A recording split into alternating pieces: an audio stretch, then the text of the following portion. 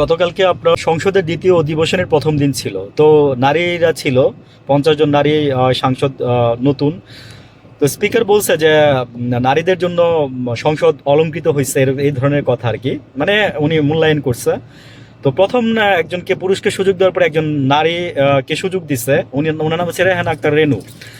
তো উনি ফার্স্টেই শুরু করছে এভাবে যে বসন্তের ফুল ফুটুক আর না ফুটুক, এই 50 জন নারীর জন্য সংসদে ফুল ফুটছে, এই ধরনের কিছু একটা। তো মাঝখানে স্পিকার থামাই দিয়ে বলছে, দেখেন আপনি প্রশ্নটা করেন এবং আপনার সময় কিন্তু 1 মিনিট।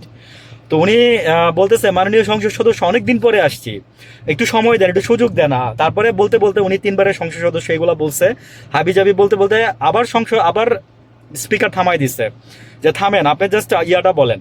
আবার উনি বলতেছে যে সুযোগ দেন, আপনাকে হেডমাস্টারের মতো দেখতে চাই না। চিন্তা করছেন? আচ্ছা, গেল।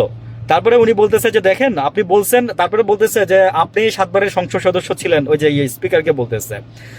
আমি ভাই হাসতেছিলাম, আর তারেক রহমান সাহেব পেপার পড়তেছে।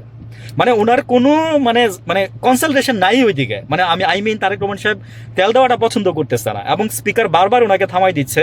উনি ওই যে মনে করেন তেল দিয়েই যাচ্ছে। পরে স্পিকার বলছে যে উনি যে বক্তব্যটা দিচ্ছে 50 জন নারীদের পক্ষ থেকে, এটাই ওনার বক্তৃতা। 50 জন যারা আছেন যারা সামনে বলবেন, 1 মিনিট করে সমস্যাগুলো বলে যাবেন, কিন্তু কে ওইখানে এরকম বলবেন না।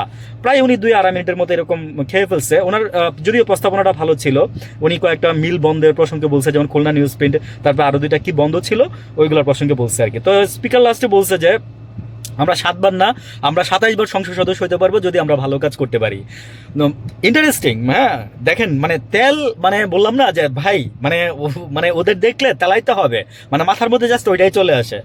আর তারেক রহমান সাহেব দিকে পেপার পড়তেছে দেখলাম, মানে আমার খুবই ভালো লাগছে। বলছি না যে যে ভালো কাজ করবেন তারে অ্যাপ্রিসিয়েশন দেওয়ার জন্য আমরা বসে আছি ভাই, ভালো কথা বলার জন্য আমরা বসে আছি আপনাদের জন্য। মানে আমরা দেশের সাধারণ জনগণ আপনাদেরকে ভালোবাসি, পছন্দ করি, কিন্তু তেলানোটা আমাদের ভালো লাগে না। আর তেলাইলে মনে হয় যে তারেক রহমান নিজেও বুঝে গেছে। আমি আরেকটা এক্সাম্পল দিই, সেটা হচ্ছে যে ওই দিন দেখলাম যে একজন ফুল দিচ্ছে, একটা নেতা, হ্যাঁ ফুল দিচ্ছে, মনে করে যে 24টা 32টা দাঁত বের করে ফুল দিচ্ছে। তারেক রহমান যেন খোলা মাঠের মধ্যে একটা টেবিলের মধ্যে মানে কি যেন একটা কাজ করতেছিল, আশেপাশে তো সবাই ছিলই, কি যেন করতেছিল, ফুলটা আইসা দিচ্ছে, কোন নেতার মাধ্যমে আসছে এই পর্যন্ত। তো জাস্ট তারেক রহমান হাতে নিয়ে মানে জাস্ট টেবিলের নিচে এভাবে রেখে দিচ্ছে।